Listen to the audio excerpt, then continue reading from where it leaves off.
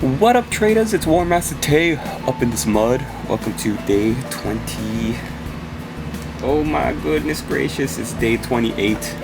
Check it out, it is 3 in the AM, Thursday, June 28th, and we are getting a little look at what I was able to get done today. It's just one brother Marine and the standard bearer in base coats, not even done. So that is as far as I was able to go before I realized that it was 3 o'clock in the morning and I should probably film this so I can start rendering it. So it'll be ready for upload tomorrow morning.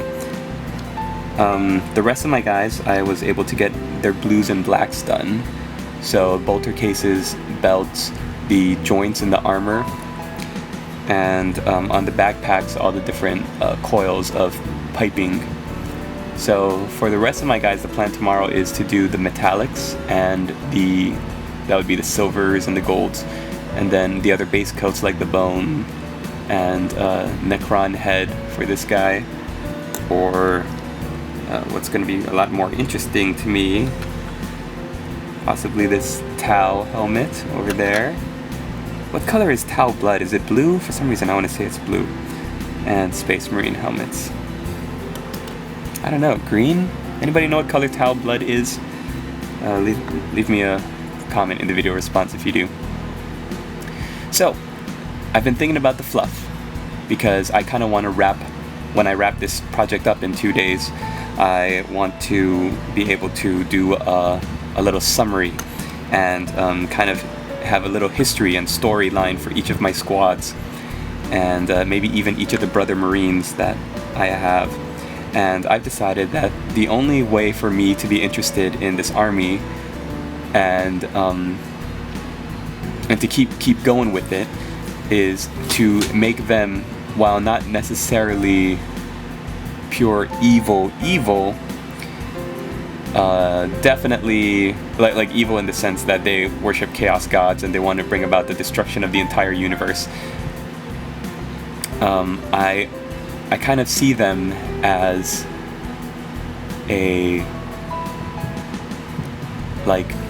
how can I explain it? The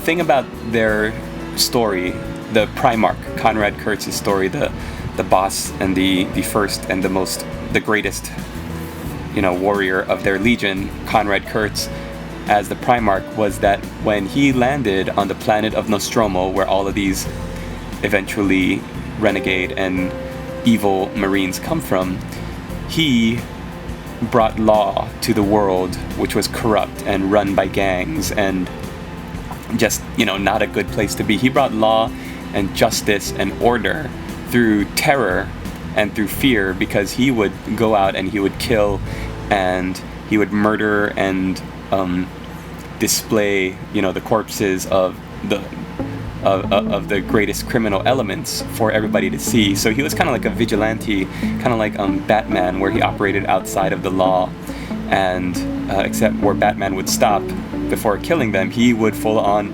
do terrible, horrible things like take off all of their skin and leave their decapitated heads on spikes and just do terrible, terrible things, where the rest of their gangs would see the bodies of their leaders or their lieutenants and see how disgusting and sick and psychopathically, just like how this killer in the night, who eventually became known as the Night Haunter, that was their name for him because they didn't know what to call him, they were so terrified of him that they stopped being criminals, they stopped the crime, and that brought justice to the world of Nostromo, which was what Conrad Kurtz wanted. And that's the best part, I think, of the Night Lord's fluff, that if Conrad Kurtz had landed in a region that had a strong law element or a strong sense of justice and the correct way to go after criminals and the evil element of society, then he could have been just as pure and just as honorable as any of the loyalist Primarchs. It was just bad luck he landed on a world that didn't have any strong sense of the law or justice. So he became the law, and he took it into his own hands. And I think that's, you know, when you talk about later, when the Night Lords just became this pirating force of bloodthirsty, you know, renegades that would do hit and run attacks against the Imperium and use terror tactics to terrify their opponents. The terror tactics come from his need to pacify a greater force by using those tactics, using psychology against them, and he was kind of like that, you know, that terrifying bedtime story that, you know, you better not break the law or the Night Haunter will come for you. And I think that sense of justice is like that contradiction, that these are evil guys, these are Chaos Space Marines, no doubt about it. They go around and they loot and they plunder and they destroy and they burn the Imperium's outposts and settlements and forces. But why do they do it? Why do they do it? It's because they felt, in my opinion, and everybody's got this different opinion, but it's because they felt betrayed by the Emperor, and they felt that the Empire was becoming corrupt, and that once they had outlived their usefulness as tools of terror and of war, then the Emperor would betray them, which is what they felt that he did. So they're on this never-ending crusade for vengeance against the Imperium. And oh gosh, that brought up a point. What was the point that I was going to say? When you look at the fluff and you look at all the various sources, and even on Warseer, there's a lot of great discussion on the background and the fluff for the Night Lords. It's because they were a weapon and they were a tool, like all Space Marines are weapons of the Emperor, and they were used to bring about the unification of the worlds of the Imperium, and the Night Lords were a terror weapon, where their tactics were so brutal and they were so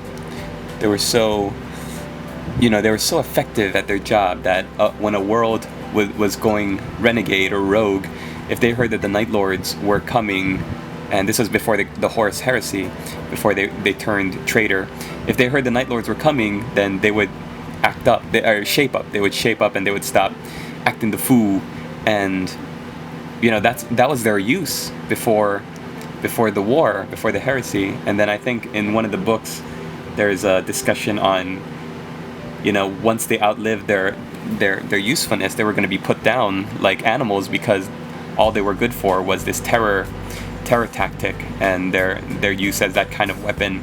So in that vein, they're kind of similar to the Space Wolves, because the Emperor said that they were his loyal hounds and that they could be used to pacify take care of a problem, and which is why he used them against the Thousand Sons renegade Space Marine Legion. But anyways, I'm just thinking about the fluff some more, and just about how I kind of want the overall theme of my force to be that these are no doubt evil, ruthless men, but they're not evil in the sense that they're not trying to bring about the fall of the entire universe. And although they are selfish because they've been forced to live like animals, and they will go in and raid and completely burn and destroy what they cannot use, they're I'm trying to keep some semblance of what their original nobility as a Space Marine Legion was, that got corrupted, and that's what I find interesting about these traitor legions, that spark of noble intention, or the humanity that they were betrayed by their creator, and that they were that there was whatever hope that they had of being heroes has been tragically shattered because of the role that they were meant to play. And that just really drives forward the hate and the animosity they feel now. So really cool, really interesting stuff. And thanks for listening to me ramble on about it. So like I said, my plan tomorrow is to do the metallics, and And then we should be one step closer to finishing up. Cross your fingers that I get to work on the Rhino eventually, because that's probably going to be the next big challenge. I got my Rhino here just about built up. But yeah, thanks for watching, everybody. Hope you're all having a great day and doing good work with your own modeling and painting out there. And yeah, keep following the project to see how we wrap up in a couple of days. And don't forget Simply Painted Miniatures. You've only got couple more days left, so get in those orders for your Chaos Raptors. 10% discount throughout the rest of the month of June if you mention my videos or the War Boss Tay painting challenge. Alright, latest traders.